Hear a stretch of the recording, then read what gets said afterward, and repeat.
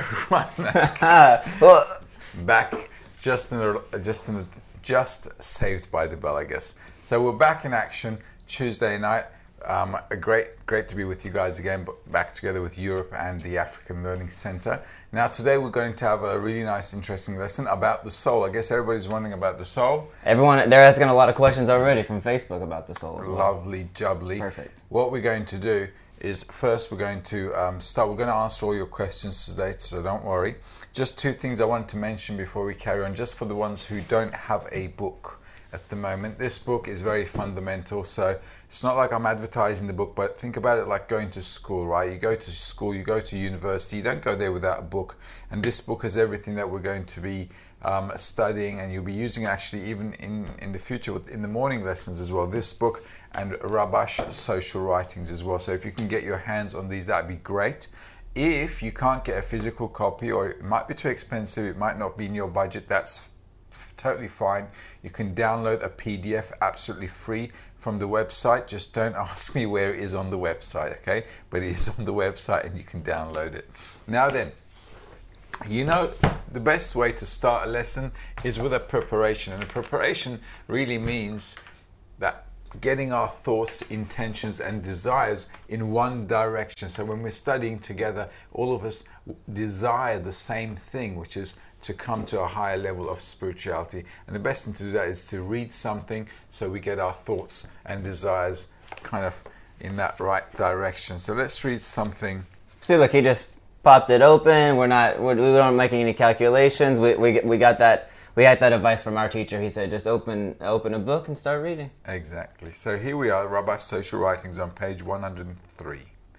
It follows that the body which comes and asks it questions is probably asking to the point.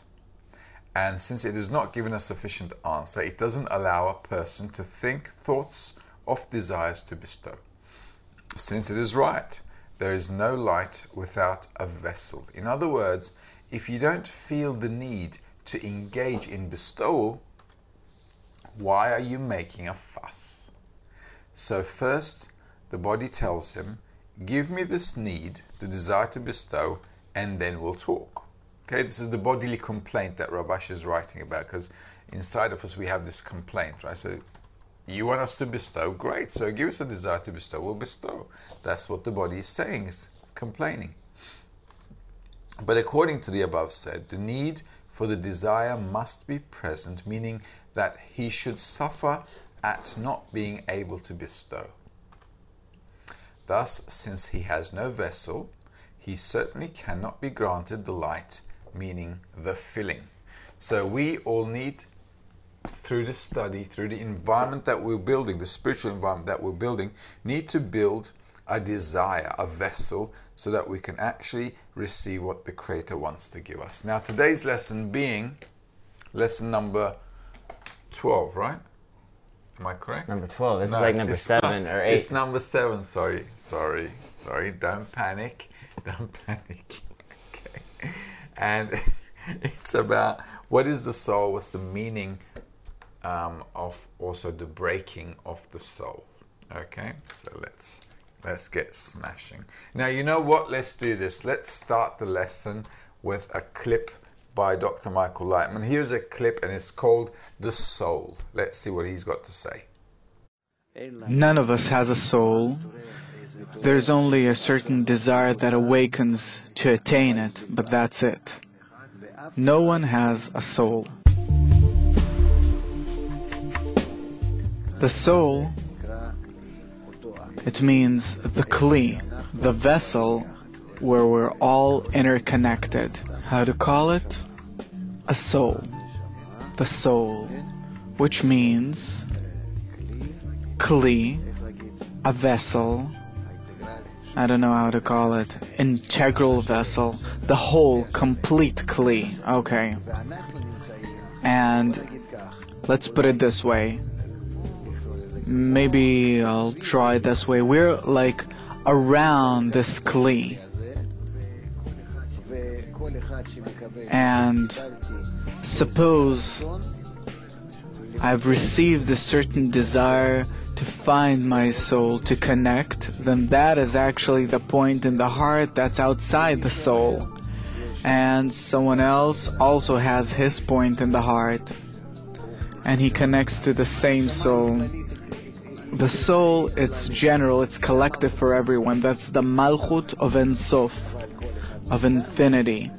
But each one of us, as a result of the breaking, of the shattering, got this feeling that he does not belong to this single Kli, and then each one of us is as if outside this Kli of Ein Sof, the Malchut of Ein Sof, or we can call it Shekhinah, divinity. Why is there something that's outside the collective soul? It's only my imagination that I'm outside it. I was simply led to feel that I'm outside, and I have to skip over that imagination, to break it, to reject it, to cross above it, and connect despite that. This is my ego here that separates me from the collective soul.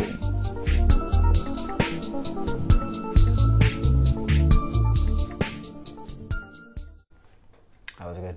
Right then, you all just heard that we don't have a soul. We might as well wrap it up and go home. However, although the Rav did say that we don't have a soul yet, we have a potential to build one. Okay, the reason the Rav said that, Dr. Michael Lightman, is because, well, if we felt like we had a soul, we'd feel it, wouldn't we? Because, like, I've got a body, right? I've got my hands, legs, my heads, and my head and ears, and so forth. Because I have them, I feel them, right? So if we had a soul, we'd say, oh my, I feel my soul. But we don't. In life, we understand from what the Kabbalists are saying that we are a desire to receive pleasure only.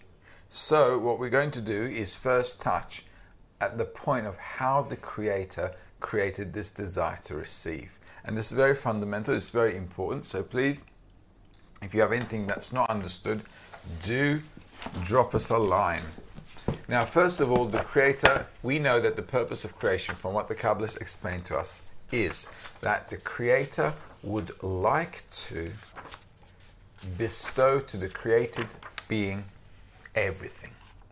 Everything being is to make that created being, that's us by the way, okay, just like Him in perfection and with the ability to do anything and everything just like the Creator does things, okay? Because He's in perfection. What He wants to do is He wants to bring us to perfection as well.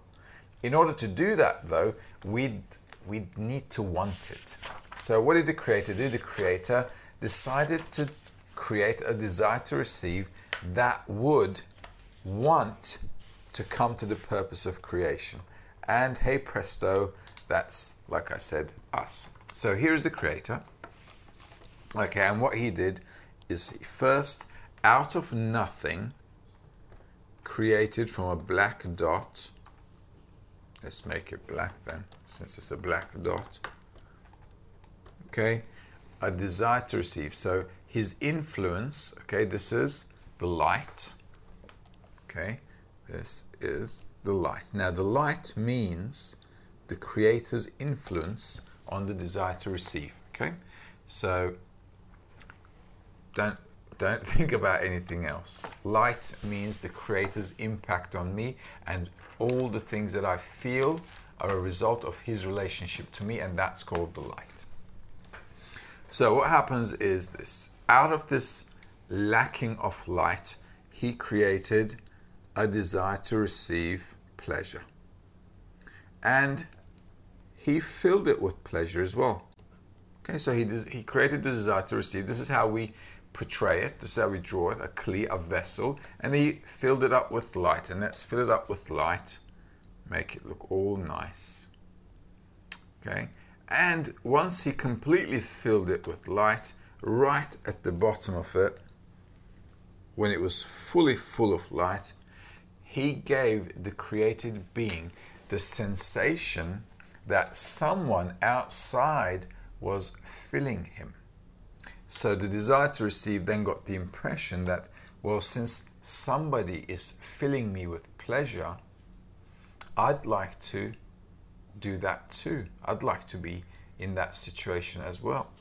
So the desire to receive now, because of the sensation that there is a giver, wants to give back as well.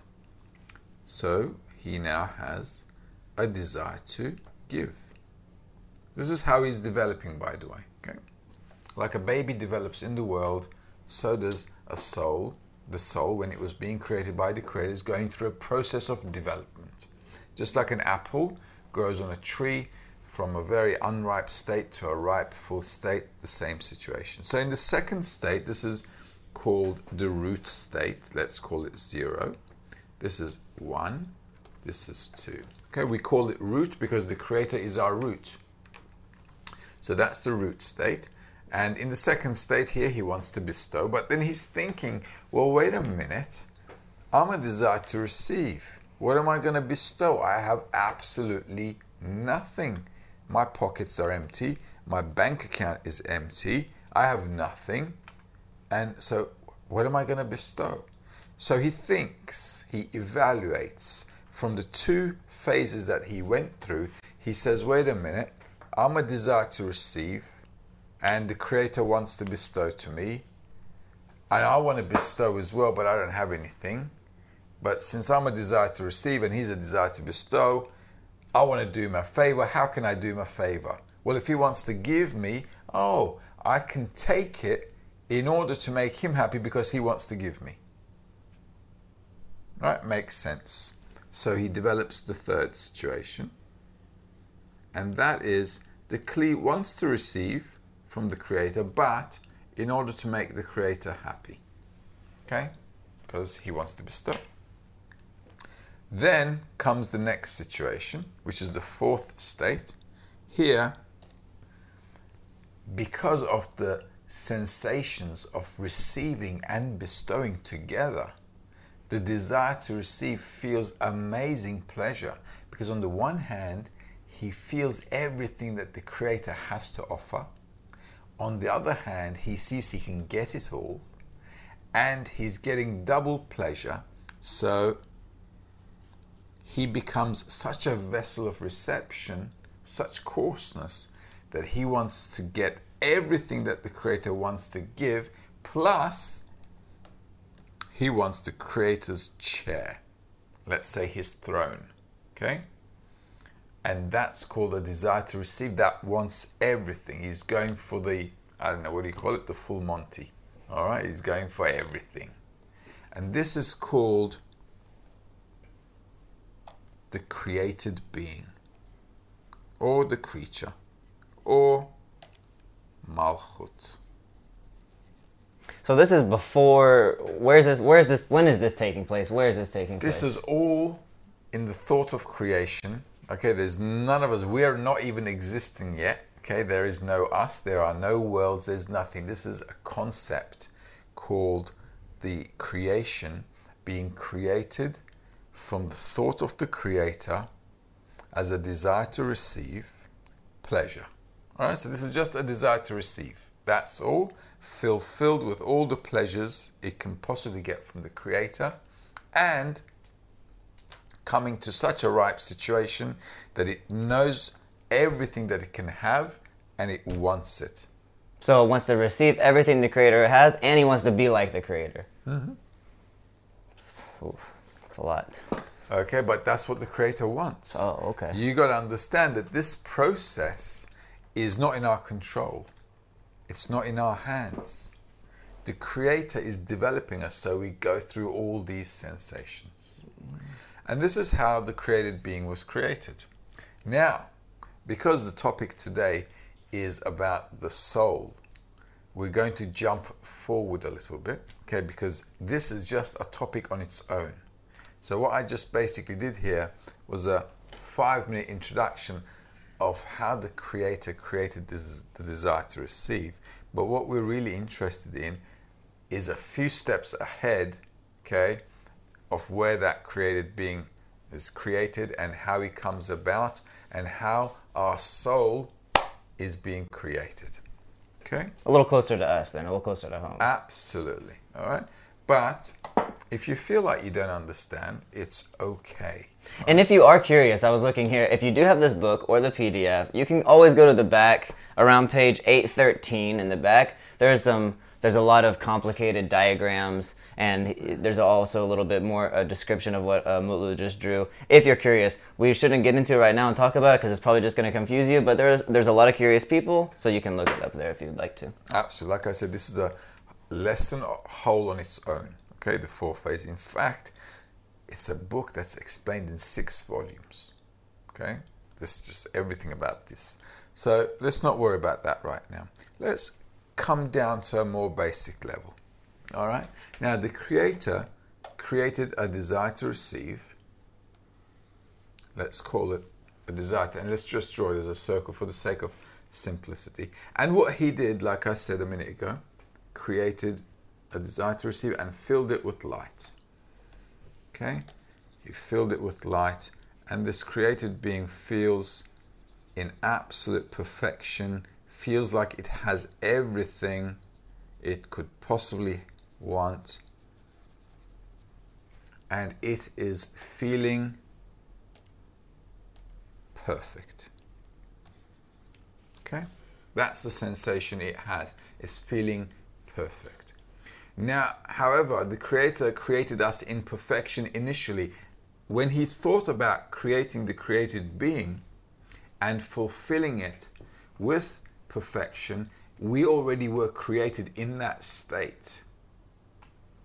Okay, this is very interesting because the Creator doesn't really need to do an action, right? If I'm the Creator and if I can do anything, I just think about it and poof, it happens, right?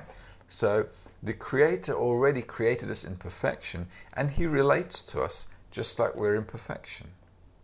The problem is how to get the created being from that state to such a high level of consciousness that this created being can understand the thoughts and the actions and the intentions of the Creator and be just like the Creator.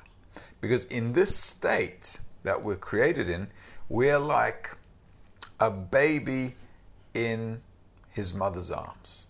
We feel nice and cozy, everything is good, we're in good hands, safe hands, and that's about it.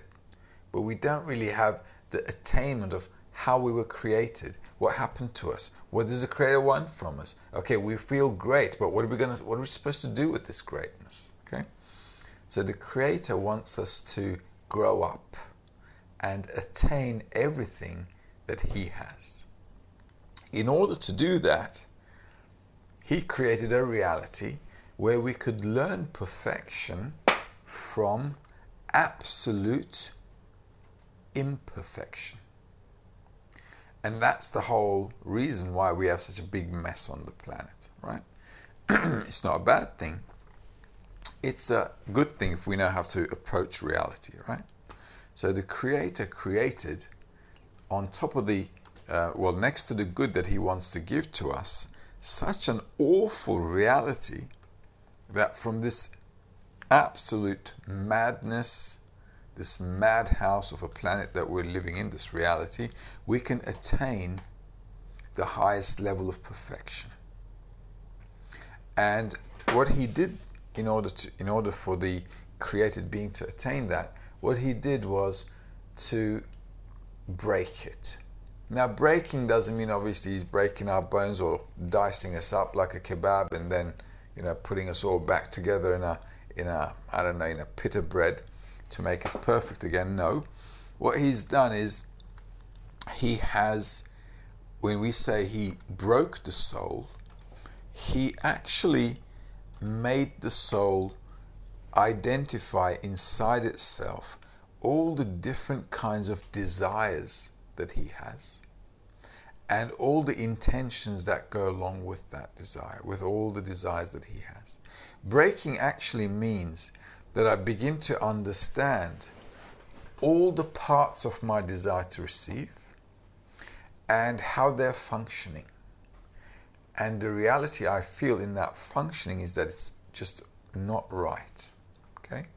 it means that I'm using my desire to receive in a bad way. And in this world, it reflects that too. Because in this world, we're greedy, we want to be proud, we want to have control over others, we want to fulfill our desires at the expense of others. And by wanting to fulfill ourselves, it's not a bad thing because that's what the Creator wants in the first place, but the way we go around it is so wrong. And that's called the breaking. Okay?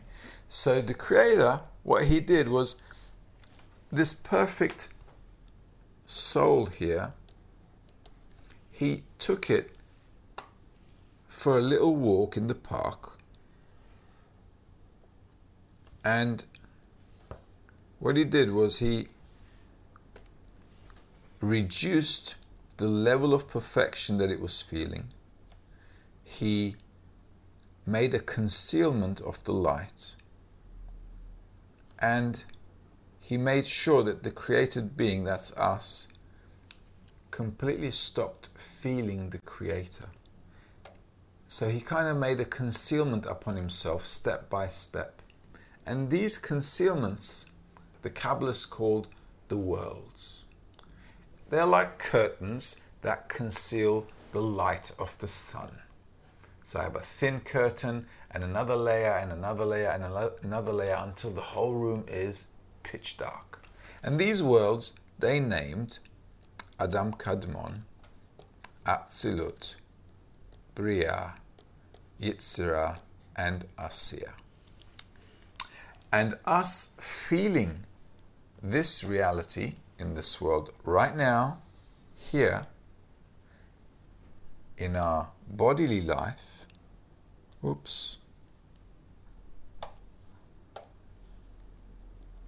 with the other 7.5 billion people on the planet, is called the breaking, well, the result of the breaking. Okay? The result of the breaking.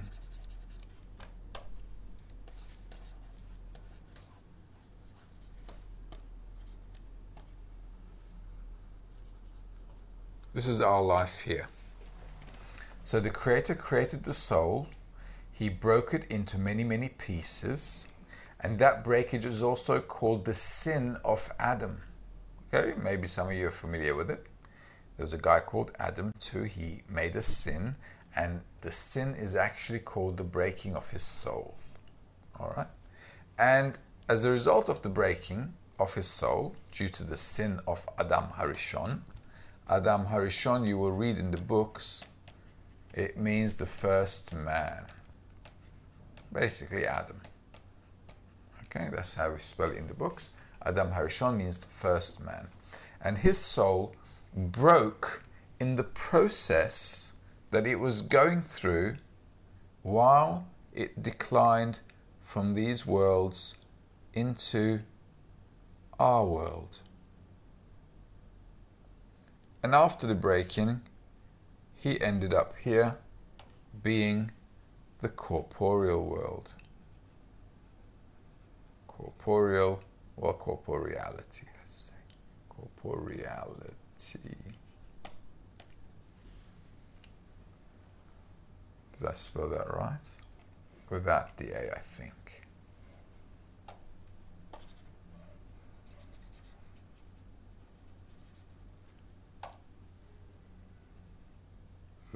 T. That's an I and that's a T. Okay? Corporeality. Okay?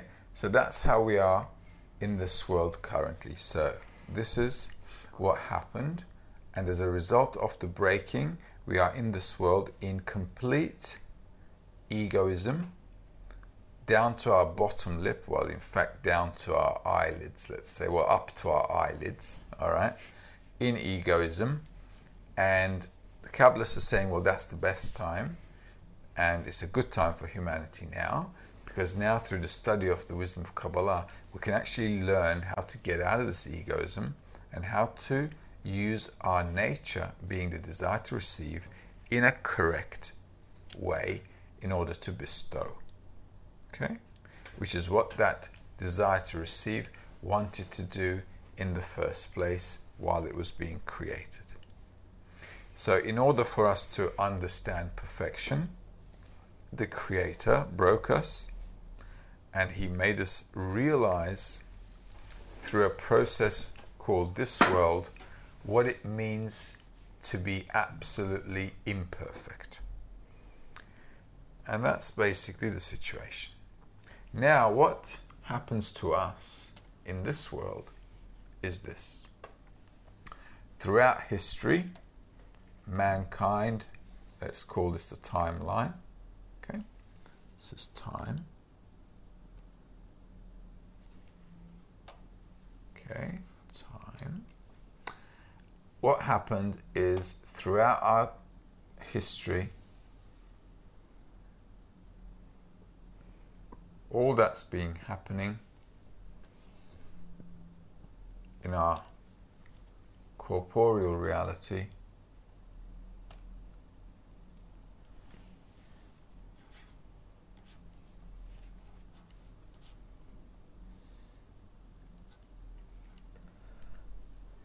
is our development, our egoistic development. Okay, our egoistic development. It's basically just exploring our ego, trying to figure out different ways to enjoy, and we find out different ways to enjoy over time until the end. So what happens is, throughout history, we've gone through phases where our ego is constantly growing in the levels known as still, vegetative, animate, human levels. Okay? The still level of development, very easy. In our lives, what happens is we have our corporeal existence, which is food, family, shelter, sex, these basic needs, basic bodily needs for survival. Okay, basics for survival. And then we've developed in humanity the desire to get rich. And that's the vegetative level in human society. And there are not a lot of them. Okay, we're 7.5 billion people. If you look at the world, the number of billionaires is probably what? 100, maybe, if so.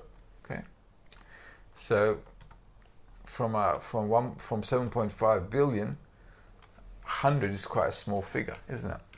And then we have the animate level, which is honor and control. And this is where the politicians come into play. And if you think about it, how many politicians are there on the planet? You know, let's say there's about 70 who are really influential, just for the sake of argument. And then we have the human degree, which is knowledge. And this is science. And how many scientists are there in the world? Now, when I'm talking about scientists, I'm talking about those who are really dedicated to discovering the laws of nature, the reason why things happen, the force behind why things are happening. So I'm not talking about scientists who turn already discovered phenomena into technology and sell it. That's not what I'm talking about. I'm talking about real scientists who really want to discover why these things are happening. And on top of that, what happens is starts spiritual degree. Spiritual. So here is someone with a dot in the heart, and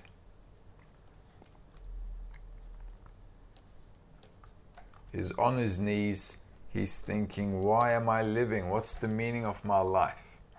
Okay? And that's his situation here. So a person in that state, if his dot in the heart awoken, has awoken, what happens is he looks for an answer to his life. And he goes around looking at many spiritual things, many spiritual methods. And on one of those encounters, he will come to the wisdom of Kabbalah. And if he sticks around, he will get spiritual in the terms of spirituality that the Kabbalists are talking about, which is to attain the attribute of the Creator and to be in godliness, let's say. And that attribute is the attribute of complete bestowing and giving. Okay? Love of others, in other words. So that's how we've developed throughout history, and throughout this development of our human history, there are a group of people. Throughout history, many, many people were awakened, just like, Adam, there was Noah, Abraham, there's a bunch of Kabbalists throughout the centuries. But now in the beginning of the 21st century, the Kabbalists are saying, hey, this is your generation's time, because in the 21st century, many people will begin to ask about the meaning of life. And when they do, they will come to study the wisdom of Kabbalah, because they'll find answers there. So if you have a strong dot in the heart and you want to start studying Kabbalah in order to attain the attributes of the Creator, then you come to a group to study Kabbalah. Okay? This is the situation. Now what we need to do is very simple. This is what we need to do. The Creator created us in perfection. Great. He then took us down, broke us, and we now, okay, in the level of this world, have to, throughout our historical development, okay, of egoism, there is still vegetative, animate, human. What we have is, let's bring it all the way to here, okay? A person with a dot in the heart comes to Kabbalah, okay? B'nai Baruch, and he studies, okay? That's you with your dot in the heart. Then what we have to do, just like we came down here through this process, and we went through the spiritual worlds,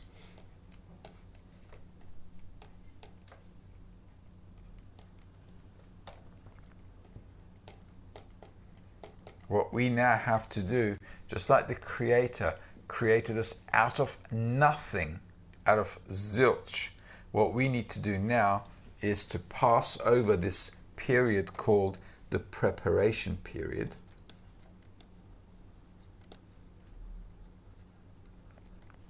In the group when we're studying,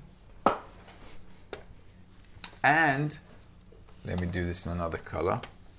We need to now, after we attain spirituality, rise in the degrees of spirituality by ourselves, by the way, and let's do it a bit more clean. Nope. No way. Okay. What we need to do is to start going up the ladder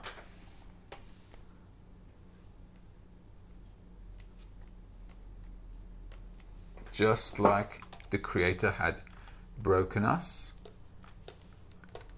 What we need to do is go up, but this time we need to do it ourselves, and we need to do it ourselves and attain absolute consciousness and reach and attain this perfection with our own effort. In other words, what we're doing is, after the Creator broke the soul, we are basically soulless. What we're doing is kind of doing exactly what the Creator did, but in an opposite way. He created the desire to receive imperfection and brought it to imperfection, right? And now, from our work, we get to perfection from absolute imperfection. That way, we attain everything that the Creator was thinking about, all His intentions, why He did everything the way exactly He did, how He did it, why he did it. Okay? We attain that. And that's called building a soul. And that is the purpose of life. So just like the Creator created us out of dust, we create our soul out of nothing. And only in that way can we attain the Creator. There is no other way to attain His thoughts, His abilities, if I don't do what He did. Very logical, right? And this is called the 3 stages of development. So we were first created in perfection here, and then He broke us. This is where we are broken. And then we have our historical development. Historical development. Our egoistic development, in other words. Until one of those life cycles, the dot in the heart, appears, we get into a group to study Kabbalah. Inside that group, we attain the first degree of spirituality and cross this barrier called the Mahsom. And then we ascend in the rungs of the ladder until we get to absolute perfection, which is called the final correction. And this is our situation. It's probably important to note, here you are in the preparation period. That's where you are, because you arrived at Kabbalah, you arrived at BB, but it's still below this thing called the Mahsom. So what is the Mahsom? Preparation period, it's still egoistic development. You have a point in the heart, but you want spirituality, you want to receive everything. Give me this world and give me the next world too. That's what I want. So preparation period is this transition period where you are the most egoistic. We can say you're the most egoistic in the world because you've surpassed all the stages of egoistic development. So the Mahsom is this place where you finally realize that in order to attain everything, you have to completely change your nature, which means it means that I can't receive it. It means that although I want to receive it now, I can't, because it's opposite. So I can't enter spirituality if I want it for myself. So that's that one little point. So we have a lot of preparation to do before we come to that point and realize internally I have an awareness of where I am, like Mulu said. I'm doing it all by myself. I'm doing everything independently because that's the Creator's wish. Now, any questions? Oh, no. Oh. Thank God for technology. We've got a lot of questions. This is a good point. Okay, so let's start and clarify anything that's not understood regarding everything I've just talked about, because it's an important point and we're going to have to nail it in this lesson. And you will have an entire semester dedicated to the structure of creation. So if this is not clear to you, first of all, I know it's not clear to you. Don't be worried about it. Don't be afraid. We've got plenty of time to. This is the first semester, so it's second semester. The next semester you'll have a structure of creation class, which is dedicated entirely to the development of the creature, all the stages it goes through, and all the details that are associated with it, including the 4 phases of direct light, also the 4 phases of creation, also called 4 phases of creation. So, let's just start from the top.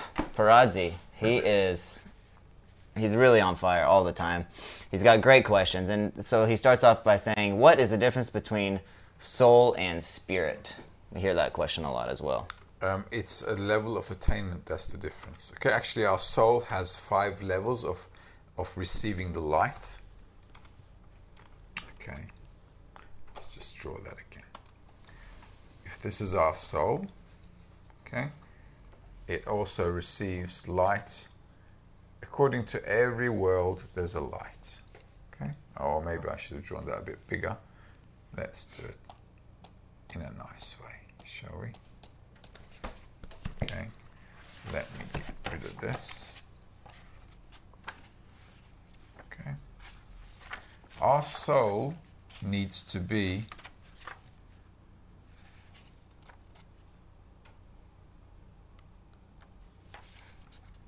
completed with lights that correspond to every world. Okay? And every world is a higher level of attainment, so the light that it receives is a different light, isn't it? In fact, let me just do that.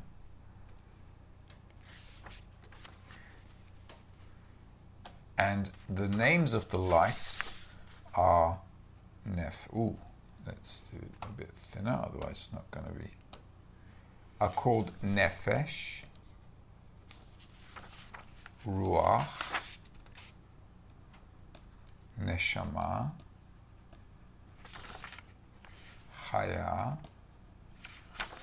Yehida. If you want to go to page 8, from 829 till about 833, there's the cylinder example of two cylinders entering each other, and you can kind of see where he's coming from here. And ruach in Hebrew is translated to spirit.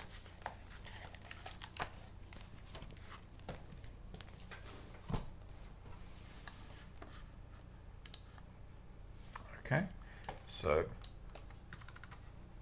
lights that enter the kli, the vessel, have such names: spirit, soul, and that's why it's called that way. So different levels of attainment as we go higher in the degrees of the worlds, which means that we go higher in attaining the degree of bestowal, attaining a higher, more qualitative and a more quantitative level of bestowal. I get more light. So that light now is kind of like an addition to what I had before, and therefore it has a new name. So when we're born, we're called babies. As we grow up a little bit, they call us children, and afterwards they call us teenagers, and afterwards they call us adults, and afterwards we become old people. Okay? And then that's it.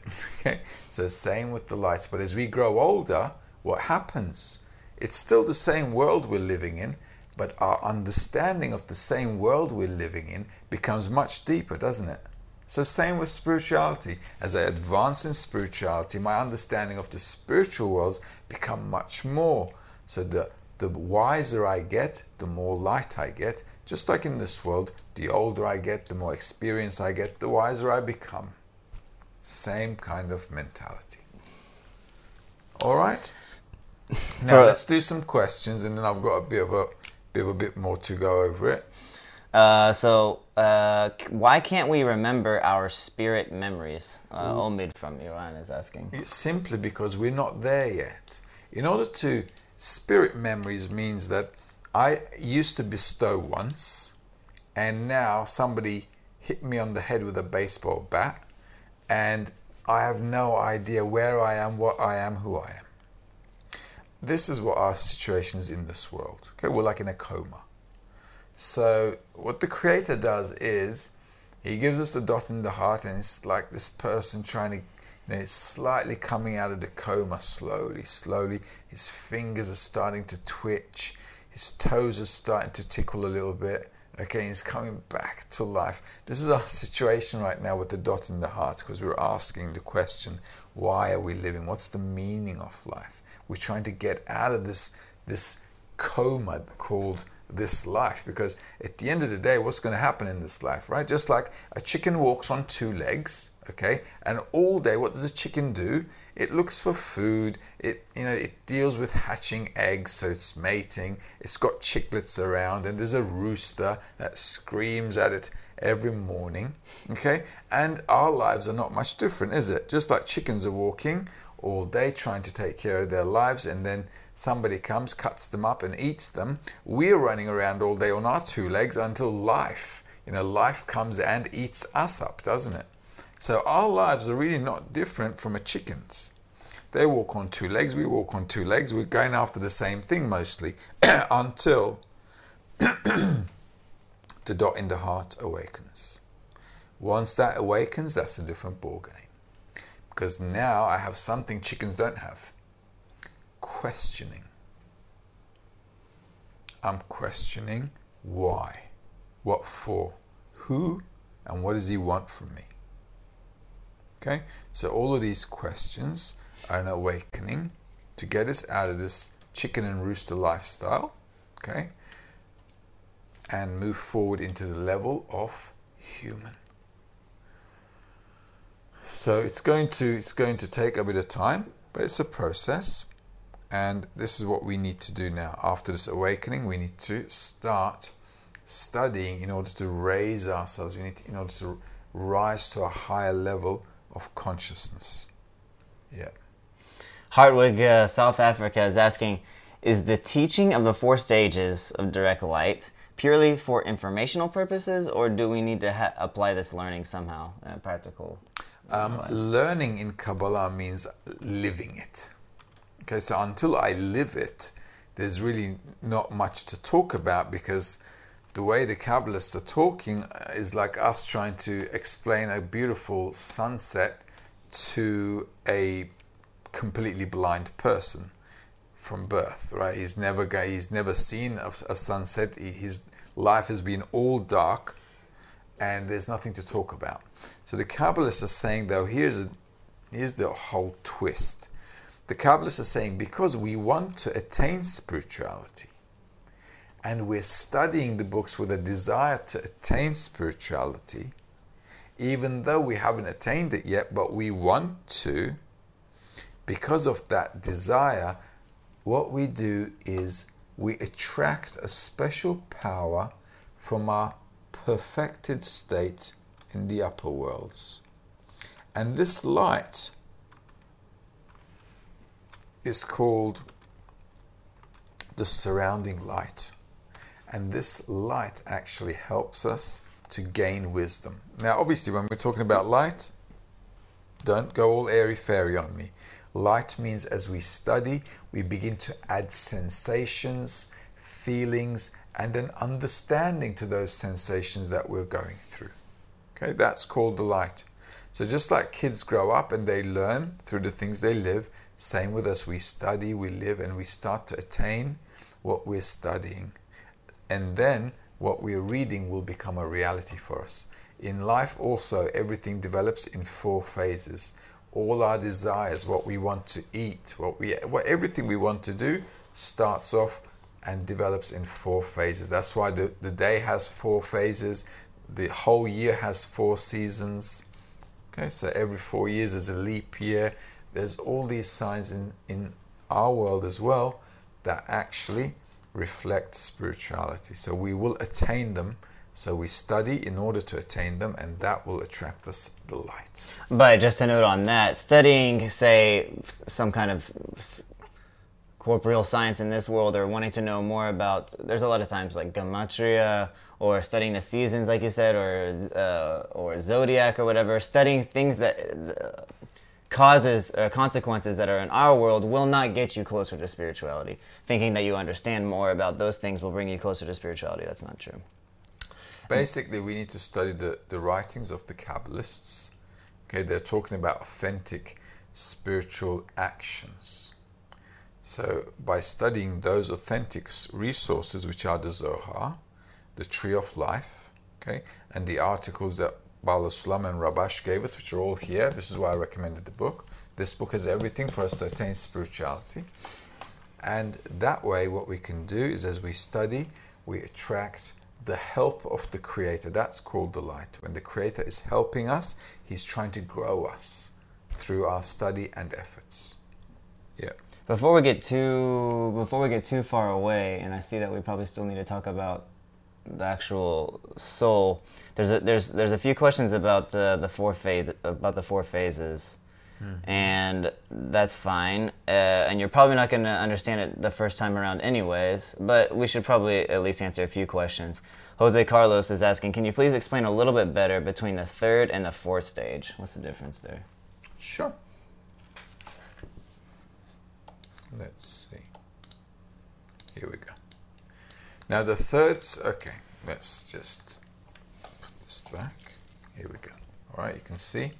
Now the 3rd state is a situation where I come to an understanding that there is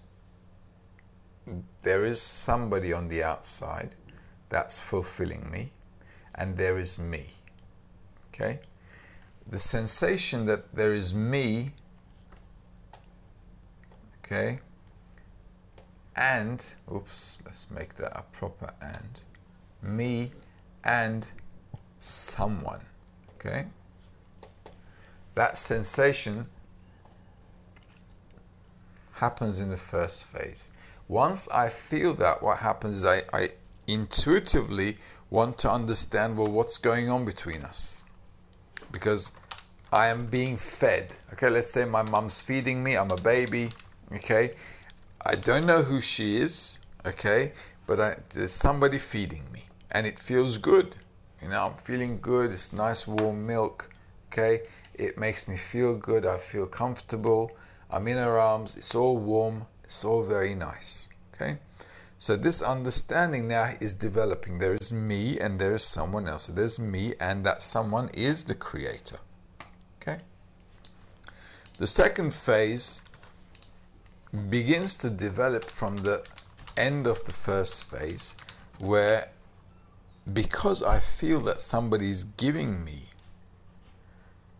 and fulfilling me, I want to do that too. Just like a kid wants to do what his dad or her mum is doing. Okay, so we see that in children, don't we? Children look at us and then they want to do what we're doing. Okay, because they understand that there is dad. When they come to a certain age, they understand there's dad, there's me, and dad's doing something and I want to do it too. Okay? However, in order to do that, we need to have a situation of mutual relationship. So I need to understand that, okay, what can I do if I'm a desire to receive and the creator is a desire to bestow? If my nature, here's the trick. Here I understand my nature. Okay, here in the first phase. Okay, I understand my nature. I understand I'm a desire to receive. In the second phase, I understand my nature and the creator's nature.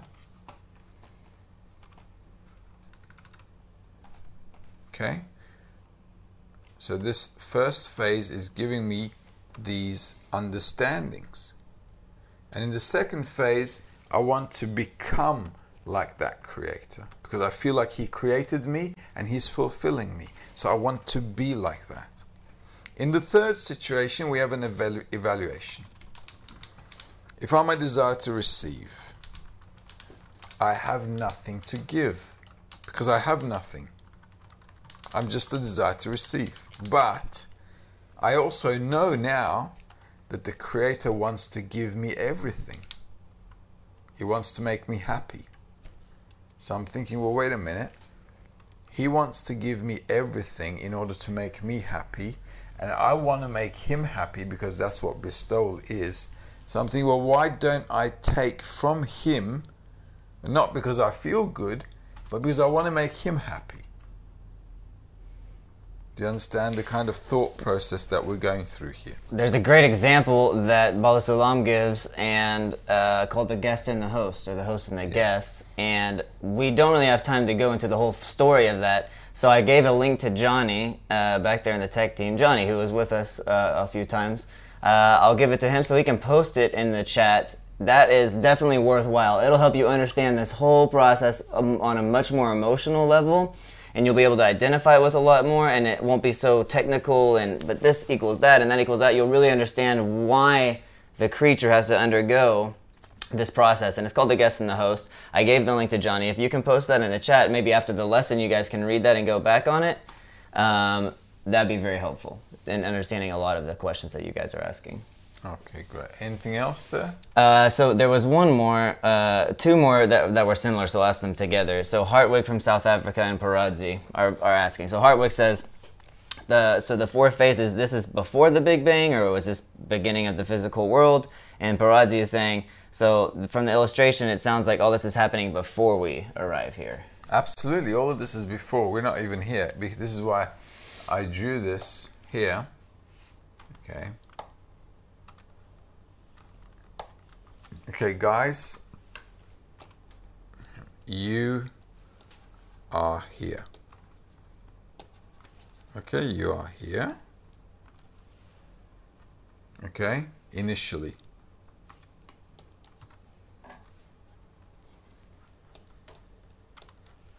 Now you are here. Let's call it now. You are here. And in between, the whole of humanity went through reincarnations. Okay. In order to get to this level here. And from here, we'll need to get spiritual. And everything that happened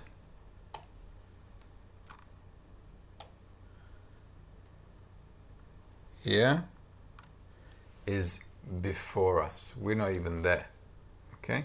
However, as we go up the ladder here, we will be going through the same things that we went through when we were coming down.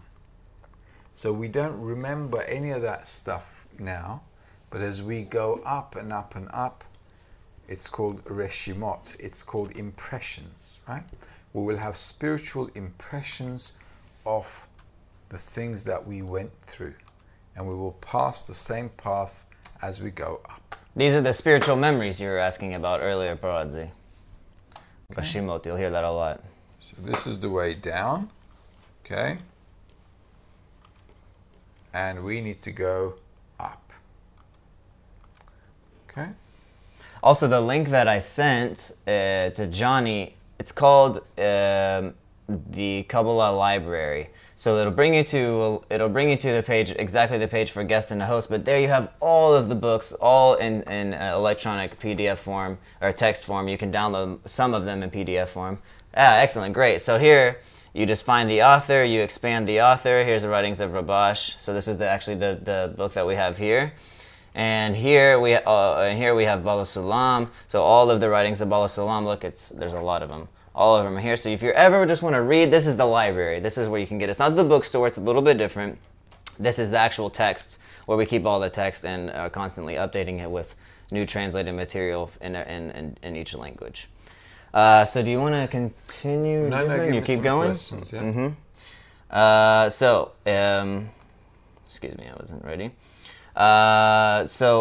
Louisa from the UK is asking, so when your soul is breaking, can your desires become egoistic and self-centered? That's what that means? Absolutely. This is exactly the process we're going through. The Creator created us first in perfection, okay? Absolute perfection, because He wanted to fulfill us with all the light and the pleasure in a perfect state. So that's how He created us. But then He figured, wait a minute, how are these guys going to ever value perfection? They don't even know what it is. They don't even know what it means to be perfect. They got no idea. We were living there like unconscious animals. Everything is great, but we're like, have no idea what's going on. Okay? Just like those animals in the forest. They live, really in their natural environment. They're all happy. They're all in balance. They don't have any dramas. Okay? But they have no idea about anything about creation. It's just instinctive living. So the Creator wants to bring us to His level of understanding. In order for us to understand, we need to attain both ends, both opposites, the whole spectrum of good and bad, in order to come to perfection. Because if I don't know the bad, I don't know what good is. So I have to kind of work from the other side, from the opposite, in order to build the good, which is our soul. Okay? Yeah? So Paradzi again is asking, so this is a great question. How many people are we today? Do you know? We have 34 now. We had about 37 at the beginning. Okay, that's fine. So it's a nice handful. So this is good. If you want to go back to the sketch with the egoistic development, here he's asking, so to achieve spirituality, we have to experience all of these basics of wealth, control, knowledge. We have to also experience all of those? Yeah, or is that you humanity? went through all of that for thousands of years. In fact, You know, for many thousands of years it's called the history of humanity. We have all been going through that cycle. This is why now you'll see the new generation, they're not really into anything. You know, they don't really want to make a lot of money, they don't really want to work hard. They're just not there. Okay, why? Because they don't have a desire. Everybody's just thinking now, why don't we just legalize marijuana, take our surfboards and be a Californian and chill out. Sounds great, right? Exactly, it sounds great. Why? Because they don't really feel any pleasure in these desires anymore. Why? Because they're like over it.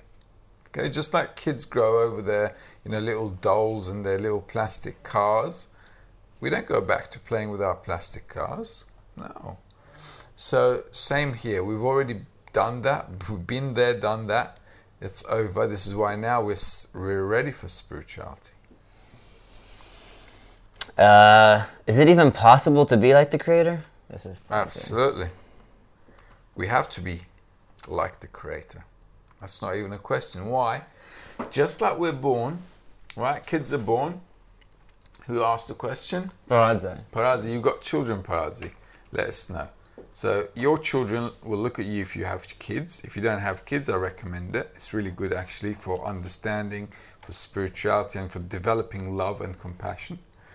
So our kids look at us, they go, oh, I want to be like dad. Okay, because when they're kids, we're like their heroes, you know, until they get into their teenagers. Because all of a sudden, when they're teenagers, we turn into some dumbfounded creature who doesn't understand what's going on with them.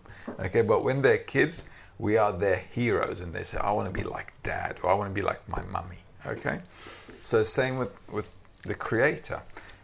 If the Creator wants to do good, just like we want to do good to our children, what do? We give them the best we can. So the Creator wants to give us the best He can. And the best is called attaining everything He's got. Just like we like to give our kids actually more than what we have. So we want to give them a better education than what we got. We want to give them more possibilities, more things available for them than what we had, and so on. So this is actually an instinctive behavior.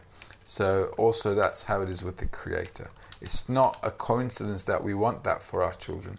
This is exactly what the Creator wants for us as well. Okay. So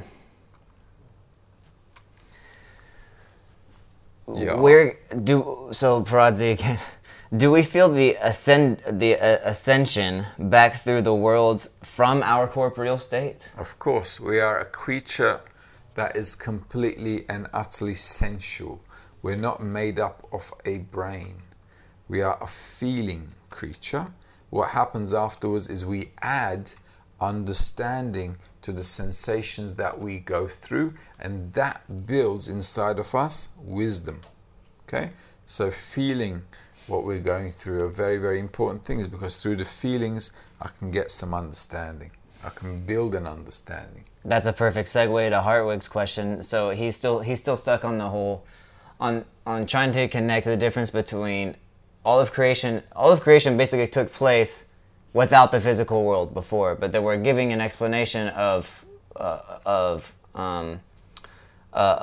these emotional. We're trying to attach emotional explanations to things that happen, but we're talking about things that are happening in the physical world. So there's like kind of this disconnect, and it's confusing. Okay, well, think of it like perception of reality, right? Let's say I decided, well, I'm living in this world, right? This is corporeal reality. And let's say I want to become, let's say, a brain surgeon. Okay? Really good one too. So I'm not there yet. Let's say I'm 16, 17, but I've got this desire. So I sit down on a park bench by the river, close my eyes, and I imagine myself, I build for myself in my brain a reality of what it would be like to be a brain surgeon. Okay? And I visualize it, I dream about it, because I want it, right? Because if I didn't want it, I wouldn't think about it. Because I want to be something, I sit and I think about it. Now, when I'm in that process, the whole world, the rest of the world, is like it's not there. It's just me and my dream to become something that I want. And that's all. So when we're thinking about a situation like that, the whole of creation is only depicted in our minds because the Creator is kind of taking us through that process of development. And think of it like that. It's like the Creator sitting down and thinking, what do I need to do to, who's our friend? Hartwig.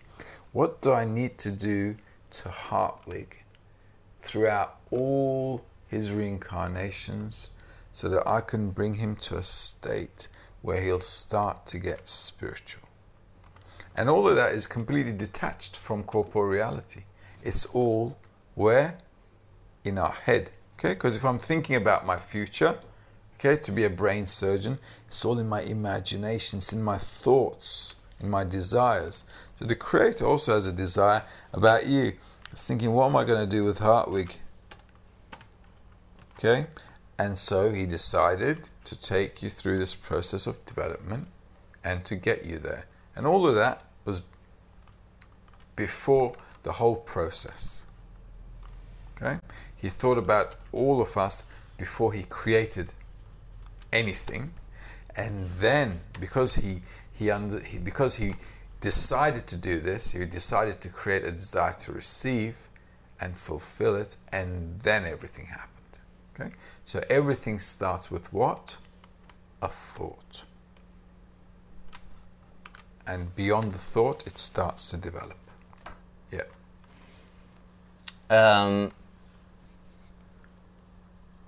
With a desire, actually. Right? So I have a desire, and from that desire, how I'm going to attain that desire, all the thoughts and the calculations begin to appear in me. So from a desire to bestow to his creatures, the Creator came up with the whole process of development. And now us, with our desire for spirituality, we're going to build a desire to bestow to the Creator.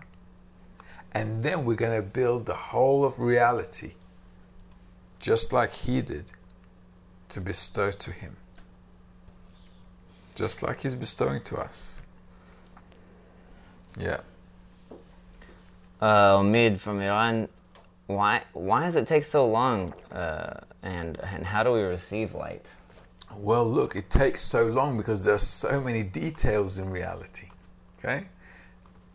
The whole structure of the soul, which I was about to get into. Let's get into it while he's asked the question. Well, let me ask these two questions because they get right into it. All right, go on then. So Paradzi and Jose Carlos, they say, so we're the result of the breaking. Does this mean that we are somehow a collective being, just not knowing it? So there's 7 billion parts, and this whole wisdom is how to become one again. Then Jose Carlos says, the soul of Adam HaRishon, where does it stay? Is it in the world of Adam Kadmon? Okay. Great questions, thank you. So, did you guys do the roots and branches? We did do roots and branches. So you guys know about the roots and branches, right? Okay. The spiritual world is where everything comes from, and they're called the roots. So everything that happens in our world, they're all reflections of what's happening in the spiritual world. So something happens here, whoops, it pops up here. Okay? Whatever happens there, it pops up here. So basically there's a thought, oops, and there's the realization.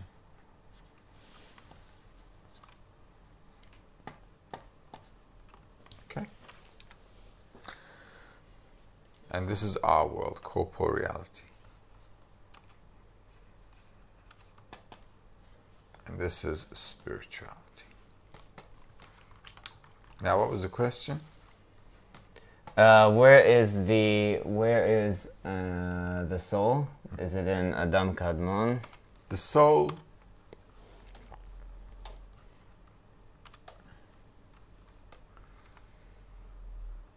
Okay. The stature of the soul, the structure of the soul, is this whole structure,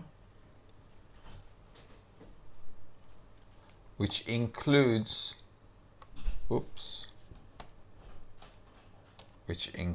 all the worlds, Adam Kadmon, Atzilut, Bria, Yitzra, Asiya. Okay? It includes all of it. Otherwise it wouldn't be. Okay? Bria, Asiya. Otherwise, how can it be? Just like in our world, right? When I'm growing up and I finish primary school, I don't delete primary school and start high school. So just like going up in steps in this world, in spirituality, what we do is we build the soul through the whole process of development, just like a kid builds himself and makes something out of himself or herself from his birth or her birth until a certain age where, like, I don't know, 30, 40, whatever. Okay? So in the spiritual world, the structure of the soul here exists in all of the spiritual worlds. And these are all our desires that we have. And as we go up the ladder of spirituality, what we do is we learn to bestow on all of the desires that we have and every coarseness that we have. So, soul exists in the spiritual worlds. From top to bottom is a whole structure. And that structure is called, the soul is called a partsuf. Okay, just so that you know, it's an additional information there. What else?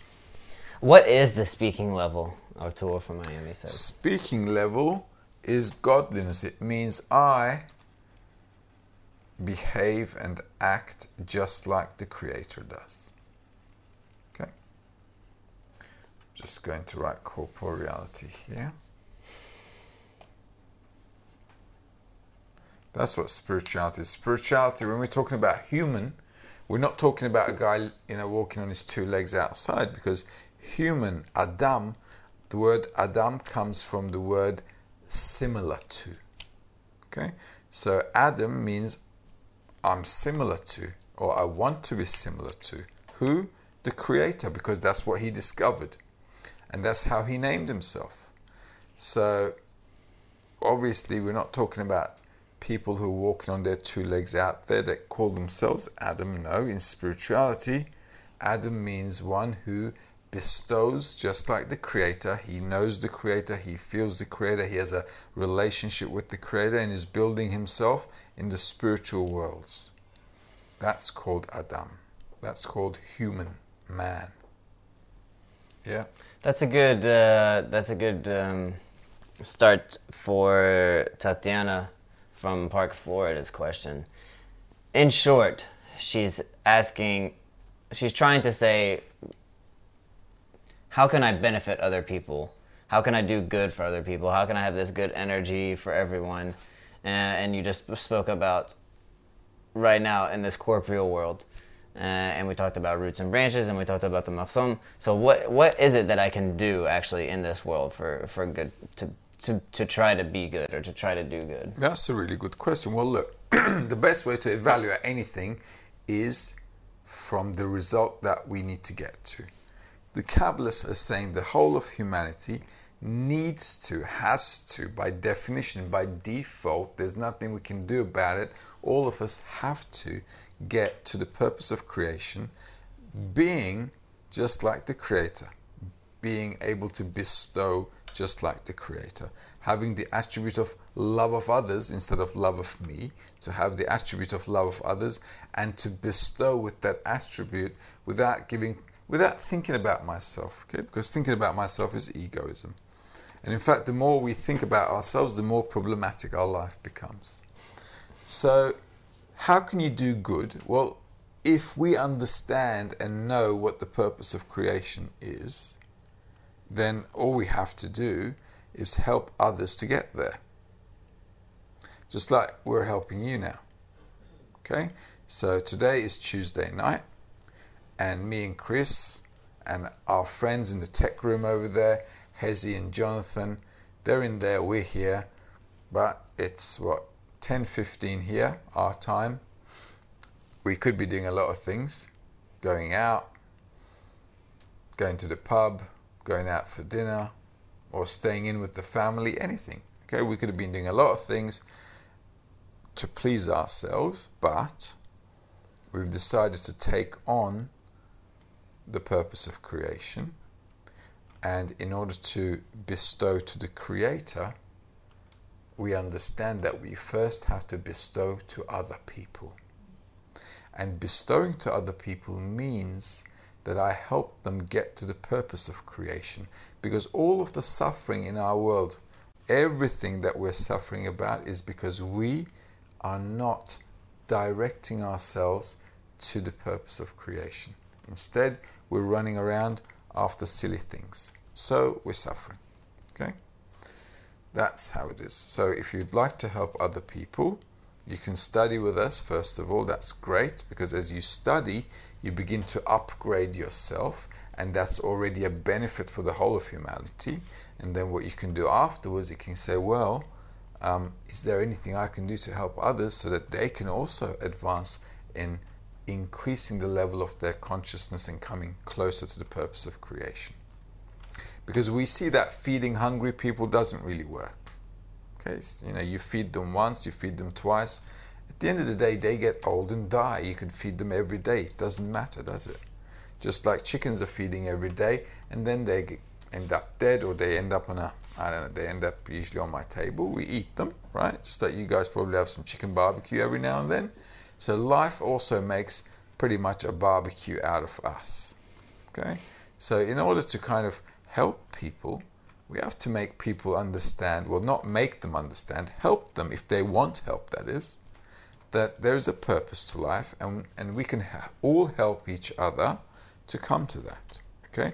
Obviously, there's no forcing anyone. We don't convince anyone. We study. And if there are people who want to study with us, we help them, and that's called doing good to them. Yeah. So Nella from Serbia is saying, so basically, it's good to feel a lot, but mostly I'm feeling bad stuff. So that's good because it's showing me what needs to be corrected. Absolutely. Look, when you feel bad, the Creator is telling you what was Nella. Nella. So when you feel bad, Nella, the Creator is just telling you, step on the gas. Okay? Because the reason we're suffering is because we need to be, let's say, at this level, but we're at this level. Okay? So the Creator is, listen, Nella, you got to step on the gas, because if you don't get to where you need to be right now, okay, let's say you need to be in grade 5, but you're still in grade 3 because you've been a bit lazy. So the Creator is saying, listen, you got to move on. Come on, it's rock and roll. So He has to push you, right? Just like our parents do when we're not, really performing like we should in school. Or let's say, forget school. If I'm not behaving like I should be behaving according to my age, then my parents are going to start, giving me a lecture, right? So let's say you're in your 20s and you start acting like you're in your, 5-6-year-old mode, then your mum's going to say, Nella, what's going on? Grow up. Okay?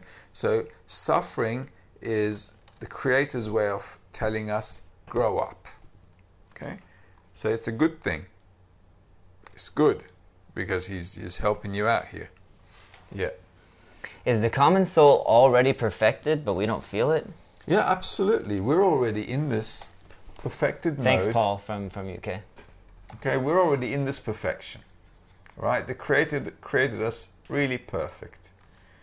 His dilemma is this: how am I going to make these guys, that's us by the way, live this perfection? Okay? And I want them to live it with all its benefits. So He needs to raise us, educate us, let's say, okay, so that we absolutely understand the difference between good and evil and how we use our nature properly. So this is how we reach consciousness. God forbid, let's say we have a child who doesn't develop intellectually. He or she can grow up to be an adult, but if the brain doesn't develop according to that age, okay, you'll be feeding it milk for the rest of its life, his or her life. Okay, God forbid. There are things like that. There are cases like that. So the Creator doesn't want us to end up like that. He doesn't want us to end up grown up and don't know nothing. We're still with a milk bottle in our mouth. So what He wants us to, this is why He broke us. He created us in perfection, and He says, okay, let them really discover what is imperfection. And from there, let them build perfection themselves. You need to understand, this is such an awesome thing that the Creator is doing to us. He is allowing us to create the whole of creation from scratch. He's giving us the tools to do that. And this is really amazing. It's like, imagine you're the Creator and you're giving everything to your kids, let's say. And you're giving them the opportunity to do everything you did. So we have an opportunity to have an amazing understanding and consciousness here. All right, so it's not like He wants to make us suffer. He wants to give us something that is like beyond what we can imagine. Imagine building the whole of reality, everything in reality, from scratch yourself. That's the kind of ability, capacity, intellectually, strength-wise, He's going to give to us. It's huge.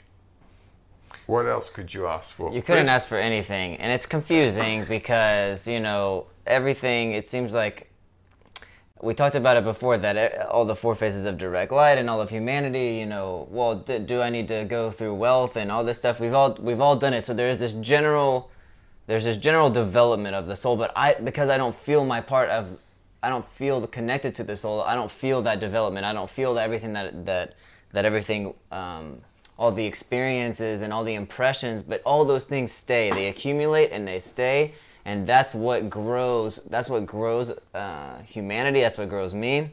I have my personal little point that I have to, all of a sudden now I'm awakened, I have this little string that's connected to the soul a little bit, and I have to correct my version, my perception. It's like a hologram. Dr. Lightman uses a lot of the times. Well, look, we can even draw it here on this. Right, this is a good one. So let's say this is the soul, and this soul consists of many, many pieces. Okay? Billions and billions. And it's all interconnected. All of us.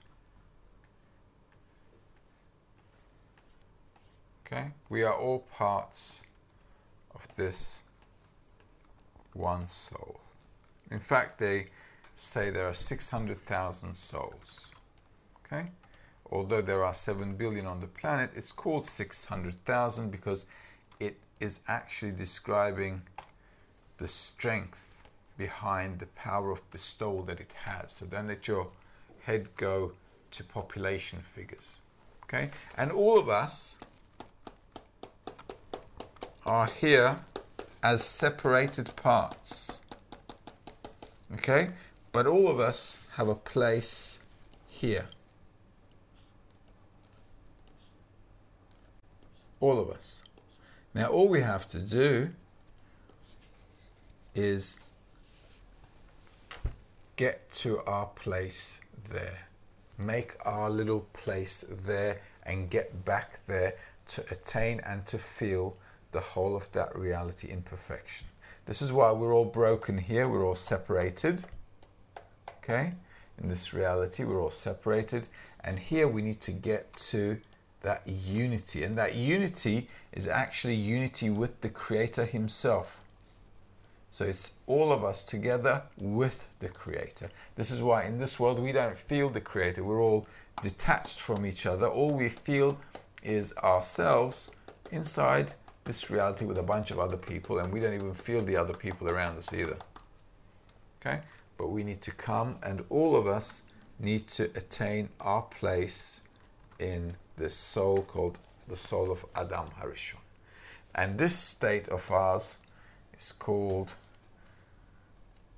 the breakage, and this is called perfection. It's just a difference in perception. That's it. Right now we perceive ourselves as individuals scattered a bunch of these little dots, but according to the Creator's perception, from His eyes, everything's full, everything's perfect, everyone's connected. We have to make that effort, and that's what our whole work is. That's all our development. That's the gift that He gave us, is to be able to do that ourselves. Come back and find that and build that ourselves.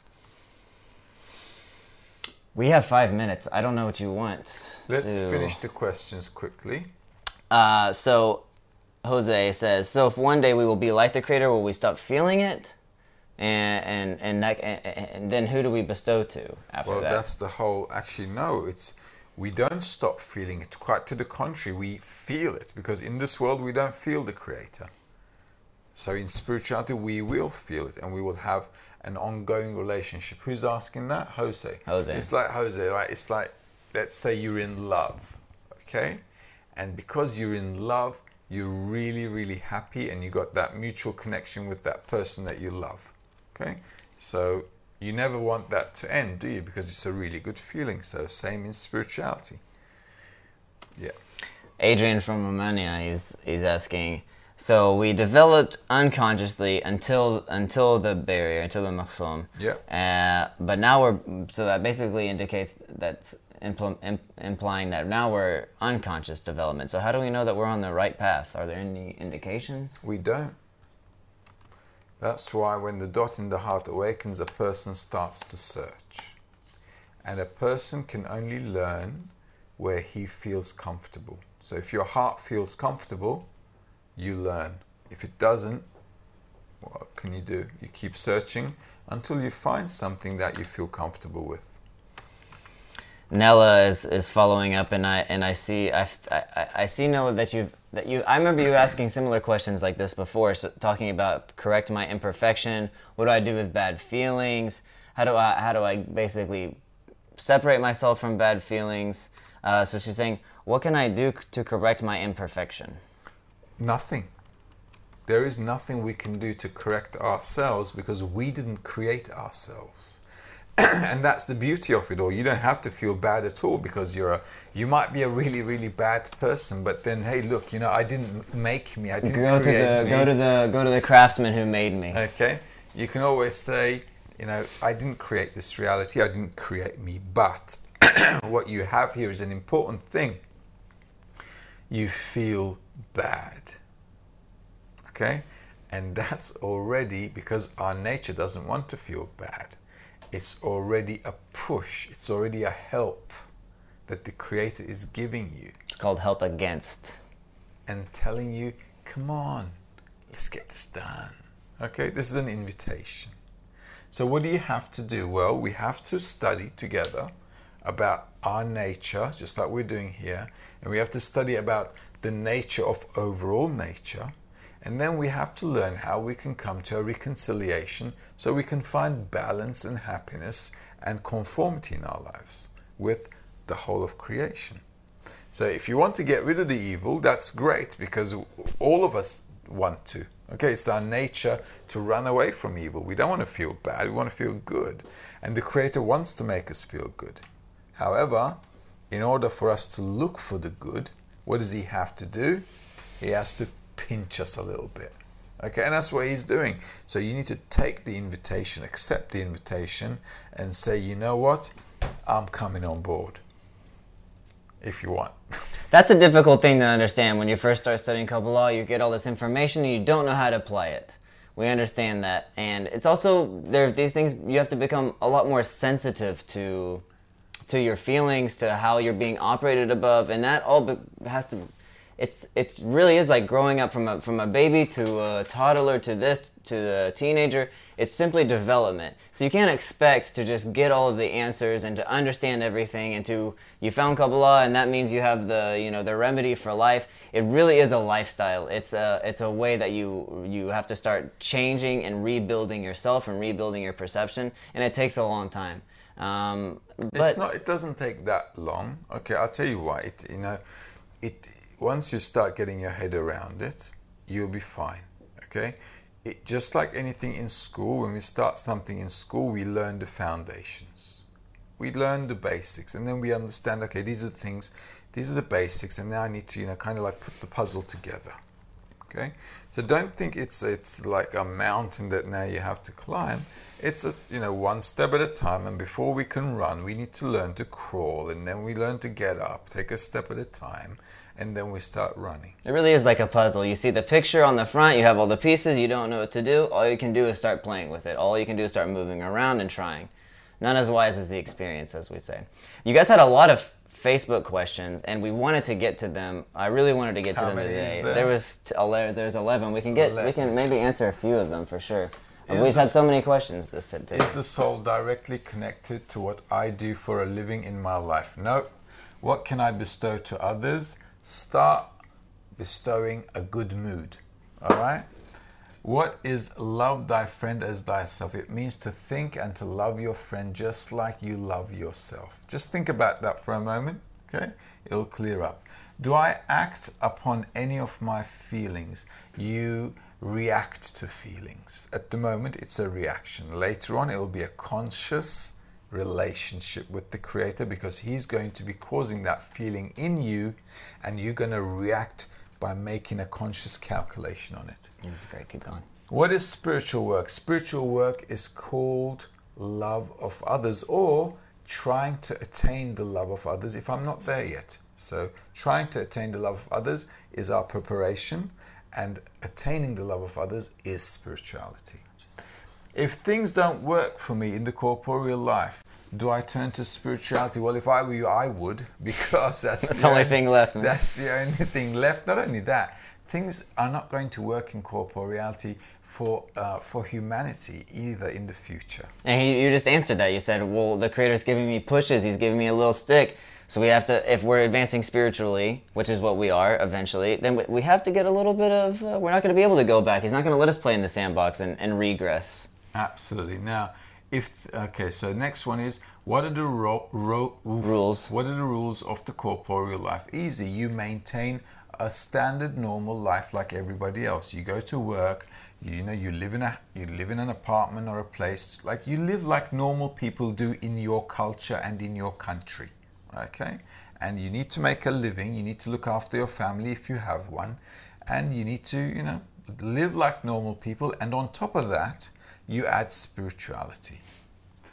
When I attain the love of others, my thoughts and emotions won't bother me as they are bothering me now, right? Exactly, because you won't actually have any thoughts about yourself, and you will have no problems at all, because you won't feel like you exist, which is an immense elevated feeling, I can tell you right now. So it's a really good feeling. It might sound weird, but if I don't think of it this way, if I don't think about myself, I don't really exist. I only exist when I'm starting to think about myself and worrying about myself.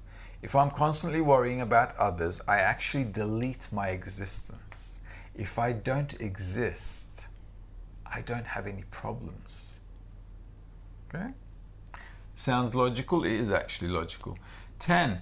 Would anyone interested to share thoughts how to analysis Trump win today and its impact on the world from his own understanding of Kabbalah? Let's not go into philosophy, okay? We like to go with what we see. And how does Kabbalah explain the field of consciousness in a particular group consciousness that has the same goal? Simply because when we all come together, we feed from the thoughts and the experiences and the feelings, sensations of others. That's why collective intelligence, okay, is very, very real. You can actually take a look at a lot of experiments on YouTube about that. Even though I might be stupid, if I hang out with people who are intelligent or just have a regular IQ, my elevation of intelligence will increase. You put 10 Einsteins one by one to solve a problem, okay? And you bring 10 standard GI Joes with a standard 70 IQ together to solve a problem. Those GI Joes will do the job if those Einsteins on their own can't. If the soldiers have a high social intelligence, meaning they understand how to work well together. It's a technique. About the Trump thing, Dr. Lightman did do a video with one of the friends here, and it's on YouTube somewhere. If you're interested, Trump Lightman, type it in, and you'll get some results. He did talk about it. Last question, Jose. What kind of discernment do you have for a person who almost died? He's been in a coma. He's been in a coma 3 times already. Oh, you've been in a coma in 3. Well, let's hope you don't go through it a 4th time. I think 3rd time lucky is how we like to say things, okay? So 3rd time lucky, keep yourself safe, okay? And if you're studying spirituality already after 3 comas, the Creator is already telling you, listen, Jose, stop mucking around, okay? Come, study with the friends, and discover why you're living. Otherwise, 4th time might not be so lucky. And you'll find out later. You'll find out everything that you went through. You exactly had to go through that exact state, even if it was 3 times. Okay. So, guys, we're slightly over our lesson, and we do have a morning lesson tomorrow. It has been a pleasure, as usual, and God willing, we don't have any dramas next Tuesday, same time, same place. Have a great evening.